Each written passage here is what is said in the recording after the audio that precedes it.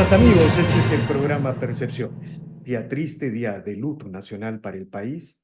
Todos sabemos que ha muerto el presidente Fujimori y se desatan las pasiones alrededor de la evaluación, de la valoración de su legado. Nosotros queremos empezar señalando algo de manera categórica. Fujimori salvó al Perú de la destrucción, de la fragmentación, de la fractura de su unidad territorial e incluso de su disolución. Sin Fujimori, el Perú no sería lo que es hoy en día. ¿Por qué? Antes de Fujimori, el Estado empresario, el Estado de las 200 empresas estatales, el Estado del déficit fiscal, había desatado una hiperinflación de más de 7.000%. En el Perú, las familias, como a veces sucede en Venezuela, se comían a sus perros y a sus gatos por el hambre. Esta hiperinflación iba acompañada de una brutal recesión. El Estado empresario, la regulación de precios, la regulación de mercados, no iba más. Había estallado como ha estallado en Venezuela, como está estallando en Bolivia. Bueno, el presidente Fujimori desarrolló las reformas económicas más audaces hasta ese entonces de la historia de América Latina, solo comparable con las reformas económicas que se desarrollaron en Chile. Ese solo hecho le devolvió al Perú la viabilidad, porque antes de esas reformas, el Perú había perdido el control de la moneda. No había Estado, no había soberanía nacional para controlar la moneda nacional, porque la hiperinflación convertía a la moneda nacional en un elemento, vamos a decirlo con pocas palabras, inexistente, sin referencia concreta en los valores de la economía de mercado. Eran otros los que controlaban la moneda, el narcotráfico, las economías ilegales, probablemente otros países que tenían, que podían manejar dólares. Eso era el Perú. Bueno, Fujimori desarrolló un ajuste fiscal sin precedentes, una reforma económica sin precedentes, que fue brutal, que fue dramática, mucho más dramática incluso del ajuste y de la reforma que conocemos en Argentina hoy bajo el mandato democrático del presidente Milei. Pero esa reforma le permitió al Perú recuperar la soberanía sobre su moneda nacional, sobre su economía.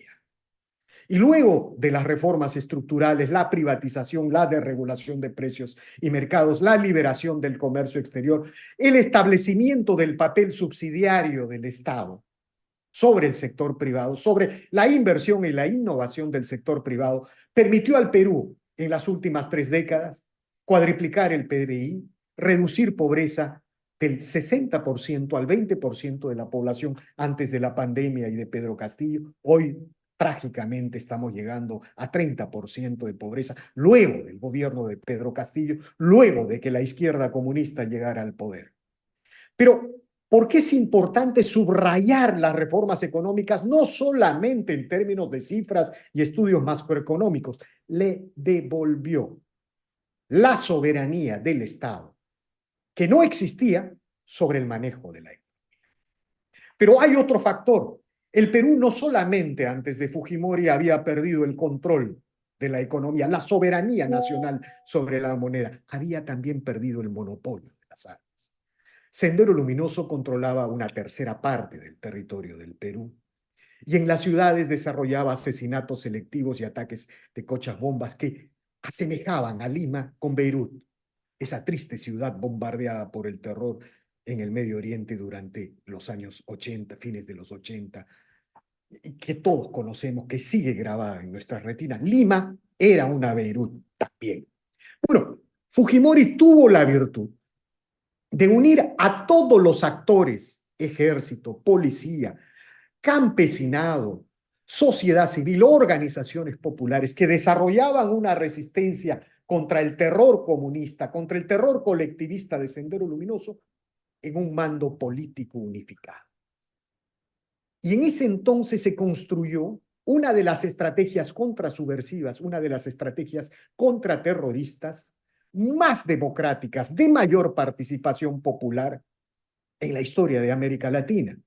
Por eso el Perú, en una alianza entre el campesinado y las Fuerzas Armadas, derrotó en menos de una década al terror comunista de Sendero Luminoso. A Colombia ese esfuerzo le demora más de medio siglo y no lo logra. Bueno, el Perú lo hizo en menos de una década en base a la alianza del campesinado y el ejército y las Fuerzas Armadas. Antes de Fujimori, la situación del Estado peruano era de un derrumbe y de un colapso total.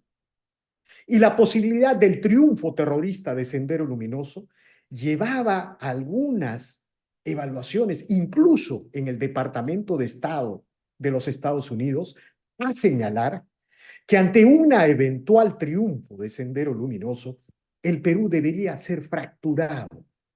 El norte del Perú podría irse para Ecuador y Colombia y el sur del Perú en gran parte hacia Chile, con el objeto de evitar que en el Perú se construyera un Estado camboyano, un Estado polpotiano. Eso era la realidad del Perú. El Perú no tenía viabilidad, ni viabilidad política, institucional, ni viabilidad económica. Y en ese momento, el azar y la historia coloca a Alberto Fujimori en esa circunstancia. Y él logra anudar todos estos hechos, quizás más allá de su voluntad, de su racionalidad, quizás solo por su pragmatismo, por su sola intuición, lleva al Perú a las grandes transformaciones que nos han permitido el día de hoy cuadruplicar el PBI y ser una de las economías, a pesar de los estragos que ha hecho la izquierda, una de las economías más viables de la región. Por eso, amigos, ¿cómo se puede hablar que el presidente Fujimori es responsable de violaciones de derechos humanos? Sí, en el Perú se ha desarrollado una de las estrategias más populares y de participación campesina en la historia de América Latina. Es evidente que en la estrategia contrasubversiva hubo violaciones de derechos humanos de parte de algunos destacamentos militares. Esas violaciones han sido investigadas y sentenciadas y sancionadas. Pero ¿cómo se puede hablar de autoría mediata del presidente que lideró una de las estrategias contrasubversivas de mayor participación en la historia de América Latina? ¿Cómo se puede hablar de violación sistemática de derechos humanos si lo sistemático era la alianza entre el campesinado y las Fuerzas Armadas para organizar DECAS? Por eso el campesinado se levantó como un huracán, como un vendaval, moliendo el control de Sendero Luminoso en una tercera parte del Perú, en el campo. Cuando Sendero fue aniquilado, derrotado, molido en el campo, se vino a las ciudades. Y todos sabemos que los movimientos terroristas en las ciudades son 1000 veces más vulnerables que en el campo. Y pasó lo que pasa en toda América Latina, con las guerrillas y el terror. Fueron capturados, identificados y encarcelados. A Fujimori también se le debe juzgar por sus hierros. El golpe del 5 de abril, según diversas observaciones, fue un factor innecesario. Lo vinculó al autoritarismo. Es el pasivo que tiene que cargar el presidente Fujimori. Eso es verdad. Pero los hombres, a diferencia de lo que creen los comunistas, claro, cuando se trata de juzgar por el lado de ellos, no actúan de esa manera. A diferencia de lo que creen los comunistas, los hombres son seres profanos. Son seres de luces y sombras, son seres de aciertos y errores. Los padres fundadores de los Estados Unidos que han construido los mayores espacios de institucionalidad republicana en el planeta, los mayores espacios de libertad, también tienen errores y pasivos. Tuvieron que tolerar el esclavismo del sur para dar paso a la gran Unión Americana. Claro, después hubo la terrible guerra civil, la guerra de secesión. Bueno, en el caso de Fujimori, Fujimori también tiene hierros, pero a los hombres y los balances históricos se hacen por el legado, por lo que dejaron, por lo que permitieron a las nuevas generaciones en términos de construcción, desarrollo y progreso. Y en ese sentido, el legado del presidente Fujimori es incuestionable, es incuestionable. Que descanse en paz uno de los grandes reformadores del siglo XX. Muchas gracias.